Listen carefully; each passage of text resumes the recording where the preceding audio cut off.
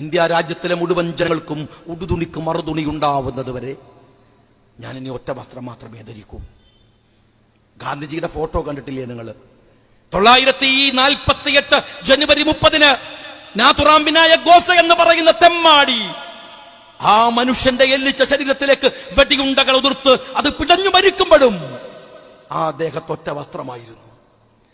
എന്റെ ഓഫീസിൽ എന്റെ തലയുടെ പിറകില് ഗാന്ധിജിയുടെ ഫോട്ടോ കണ്ടിട്ട് അവിടെ വന്നൊരു കുട്ടി എന്നോട് ചോദിച്ചു, വാപ്പ ഉംറക്ക് പോയതാണോ എന്ന് ചോദിച്ചു. അങ്ങനെയാണല്ലോ ഗാന്ധിജിയെ കണ്ടാൽ ഒറ്റ വസ്ത്രം മാത്രം ധരിച്ചു. അതിന്റെ ചരിത്രം ഇതാണ്.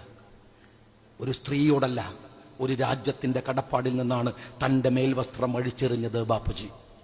1948 അവിടെയാണ് അങ്ങ് ഡൽഹിയില് ഒരു കഞ്ഞി വിളമ്പൽ പരിപാടി നടക്കുകയാണ്. ആരാ ഉദ്ഘാടനം ചെയ്യുന്ന കാര്യങ്ങള്? ആകാശം മുട്ടെ ഉയർന്നു നിൽക്കുന്ന വ്യക്തിപ്രഭാവത്തിന്റെ ഉടമ പണ്ഡിറ്റ് ജവഹർലാൽ നെഹ്റു.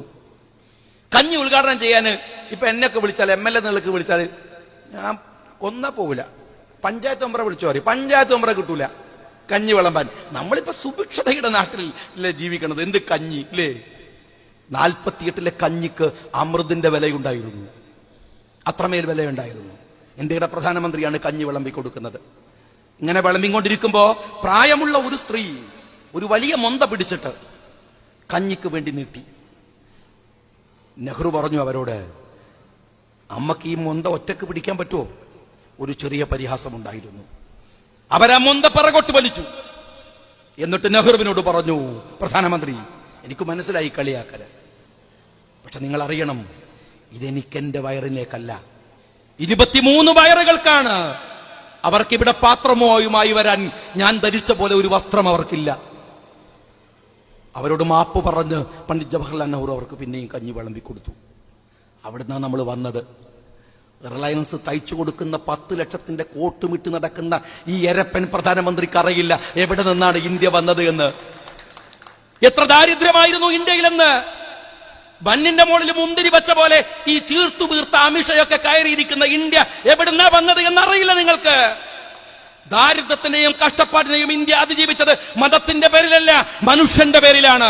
അവിടെ എല്ലാവരും ഉണ്ടായിരുന്നു, ഹിന്ദുവും മുസ്ലിമും ക്രിസ്ത്യാനിയും സിഖുകാരനും ഒക്കെ. നിന്റെ മതത്തിന്റെ മനസ്സിലെ വിഷം കൊണ്ട് അവരെ അങ്ങ് പറിച്ചു കളയാൻ നീ ഇനിയും 1000 തന്തമാർക്ക് ജനിക്കേണ്ടി വരുമെന്ന് നിങ്ങൾ മനസ്സിലാക്കിക്കോ. ഇത് ഇന്ത്യയാണ്. ഒരു 2ാം സ്വാതന്ത്ര്യ സമരത്തിൽ പങ്കെടുക്കാൻ കഴിഞ്ഞവരാണ് ഞങ്ങളെന്ന് ഈ പുതിയ തലമുറയിലെ കുട്ടികൾ അഭിമാനിക്കുന്നു. ആ കുട്ടികൾക്ക് അഭിമാനമുണ്ട്. ഇന്ത്യയെ തിരിച്ചു പിടിക്കാനുള്ള സമരമാണിത്. ഒറ്റുകാർ വരുമ്പോൾ ജാഗ്രതയായിരിക്കുക, ജാഗ്രവത്തായി നിൽക്കുക, അവർക്കെതിരെ പൊരുതാനുള്ള കരുത്തായി മനസ്സിൽ സൂക്ഷിക്കുക. സമരങ്ങൾ അവസാനിച്ച് വീട്ടിൽ പോയാലും നെഞ്ചിൻ കൂട്ടിലെ രാഷ്ട്രീയത്തിന്റെ നെരിപ്പോട് കെടുത്താതെ ഇരിക്കുക. അതാണ് ഇതിന്റെ പരിഹാരമെന്ന് ഞാൻ വിചാരിക്കുന്നു. ജയ് ഹിന്ദ്.